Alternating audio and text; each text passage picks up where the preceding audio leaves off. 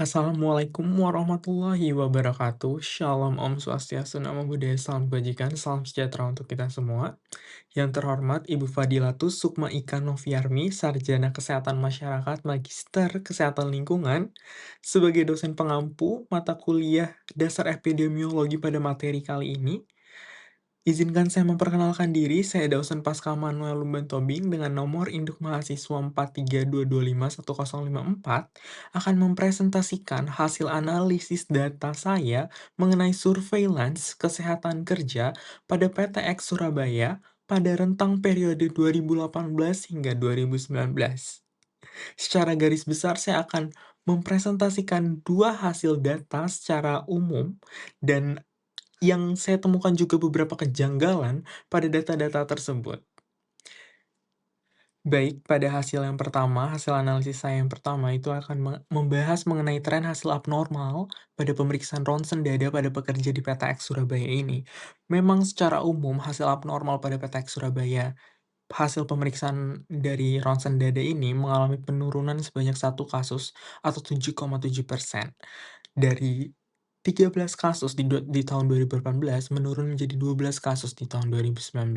Akan tetapi saya menemui sebuah kejanggalan di mana di tahun 2019 ini ditemukan sebuah temuan baru, yaitu 4 kasus baru atau sebanyak 33,3% dari total kasus di tahun 2019 dan 8 kasus merupakan kasus bawahan atau kasus temuan lama dari 2018. Ini berarti meskipun ada penurunan satu kasus, akan tetapi ditemukan 4 kasus temuan baru di tahun 2019. Baik, melihat tren kasus seperti itu, tentunya saya sebagai bagian dari Departemen HSE sudah mempersiapkan rekomendasi pengendalian yang sudah saya buatkan, dari hierarki pengendalian dan juga rekomendasi program yang ada. Dan ini saya tujukan untuk menekan kasus lama yang sudah kita temukan pada tahun 2019, dan tentunya untuk mencegah kasus baru yang lagi dan lagi kita temukan di tahun 2019. Baik, saya akan mulai membahas mengenai hierarki pengendalian. Dimulai dari eliminasi dan substitusi yang saya cantumkan itu tidak dapat dilakukan karena sumber bahayanya yang tidak dapat dispesifikkan pada data tersebut sehingga saya sendiri tidak berani untuk mengeliminasi atau substitusi karena tidak diketahui sumber bahayanya secara spesifik. Akan tetapi pada ke depan hari jika diketahui secara spesifik, maka saya akan melakukan penindaklanjutan lebih lagi dan Eee, s selagi hal tersebut tidak mempengaruhi dan berperan penting pada proses pekerjaan dan hasil pekerjaan selama pekerja itu melakukan pekerjaan, baik eliminasi dan substitusi. Dan akan tetapi, kita juga bisa melakukan hierarki pengendalian yang secara umum, seperti rekayasa teknik. Kita bisa memasang sistem ventilasi pembuangan lokal, di mana di sini dapat membuat sirkulasi udara di area kerja itu lebih terjalan, lebih berputar lagi, dan juga kita bisa memasang filter udara dan penghisap debu pada area dengan paparan partikel tinggi, di mana berarti kalau dengan paparan partikel tinggi, ini merupakan area kerja dengan resiko yang tinggi.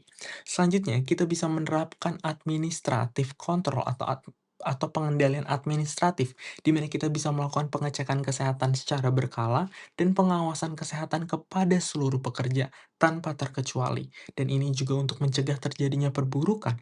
Sama hal yang kedua, saya akan sampaikan memberikan rujukan atau penanganan tambahan bagi pekerja dengan hasil abnormal. Ini ditujukan untuk menghindarkan atau mencegah terjadinya perburukan pada pekerja tersebut. Dan kita juga harus melakukan rotasi kerja, khususnya pada pekerja dengan hasil abnormal, karena bagaimanapun mereka tidak bisa lepas dari tanggung jawab pekerjaan mereka. Akan tapi kita sebagai Departemen HSE juga tidak bisa lepas tanggung jawab kita untuk memperhatikan sisi kesehatan dan keselamatan mereka. Dan hal yang tidak dapat kita lupakan adalah APD atau alat pelindung diri, di mana sebagai Departemen HSE, kami akan menyiapkan dan menyediakan serta memastikan penggunaan masker atau respirator yang disesuaikan dengan pajanan atau dengan sumber-sumber bahaya seperti debu atau tingkat udara yang baik atau tidaknya pada area kerja area tersebut, dan tentunya ini juga sudah disesuaikan dengan kebutuhan mereka masing-masing. Mari kita beranjak kepada rekomendasi program yang sudah kami buat, di mana kami membuat dengan nama cepat tanggap untuk nafas. Di sini terdapat 2 poin penting. Yang poin pertama adalah evaluasi fitur, di mana kita harus menimbang seluruh pekerja sebelum mereka melaksanakan pekerjaannya, secara khusus dari kondisi fisik mereka. Dan khususnya, ini pada hasil abnormal temuan lama dan temuan baru. Karena lagi dan lagi hal ini kita lakukan untuk menekan kasus lama dan mencegah kasus baru. Dan sebelum mereka bekerja, terlebih jika di area kerja yang beresiko tinggi, yang sudah saya sampaikan, area kerja risiko tinggi yang mungkin saja di situ terdapat partikel atau menghasilkan partikel yang cukup tinggi atau memang sirkulasi udara yang kurang baik.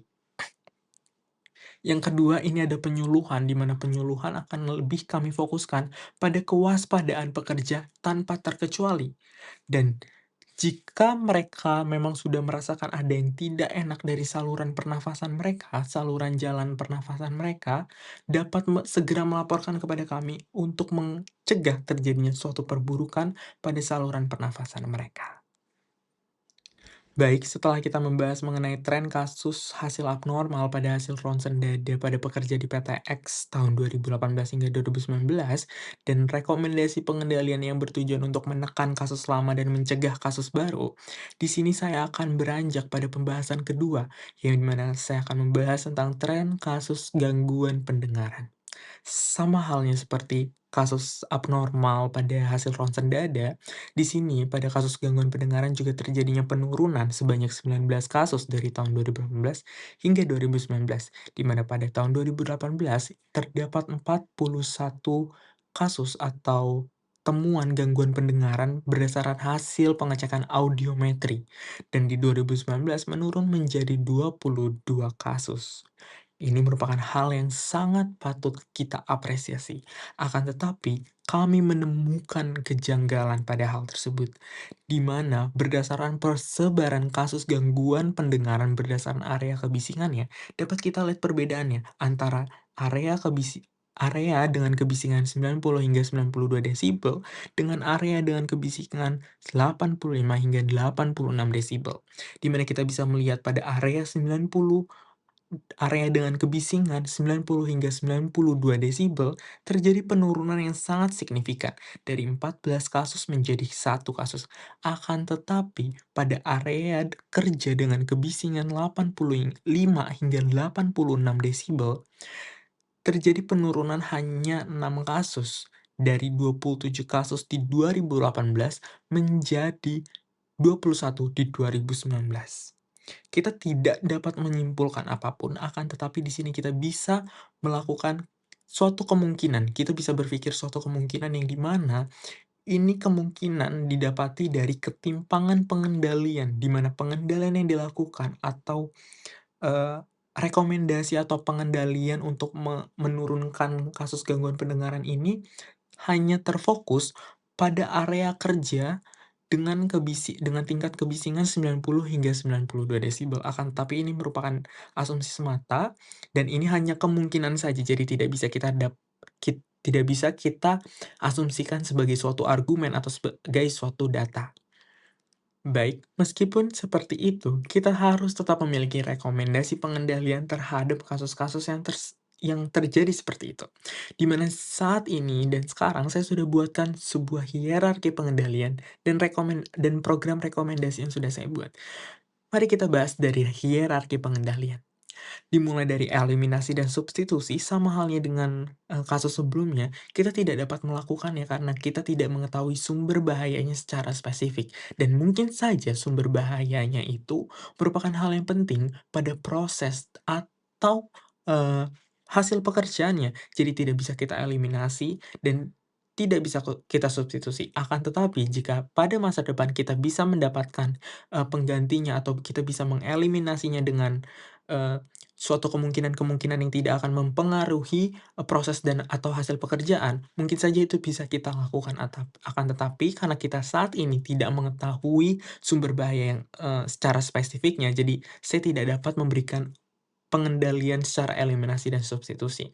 Akan tetapi kita bisa memberikan rekayasa tekniknya, di mana kita bisa memasang peredam suara atau silencer bisa melubrikasi komponen mesin secara rutin yang mungkin mesin tersebut menghasilkan, eee kebisingan, lalu kita juga bisa membuat partisi atau ruang isolasi akustik untuk mesin yang bising, sehingga bisa memendam suara kebisingan dari mesin tersebut atau, alat-alat yang menciptakan, kebisingan.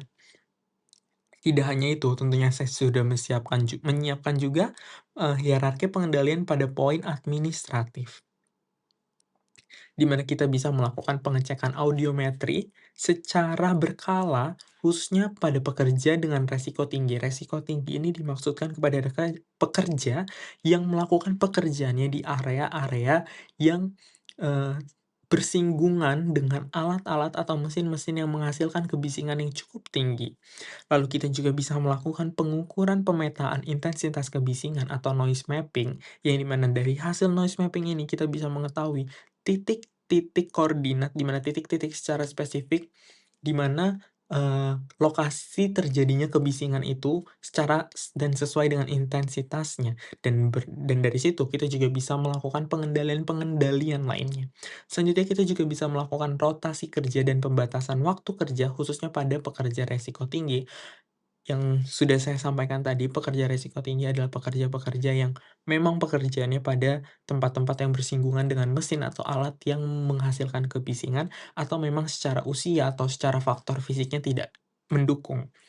Dan tentunya kita tidak bisa melupakan APD atau alat pelindung diri, di mana kita akan tetap menyediakan dan tetap memastikan setiap pekerja menggunakan earmuff dan earplugs yang sesuai dengan tingkat kebisingannya. Dan sekarang saya juga sudah membuat suatu rekomendasi program nih, di mana, saya menyebutnya sebagai saling mendengar yuk. Jadi di sini program sangat melibatkan pekerja dan departemen HSE itu sendiri.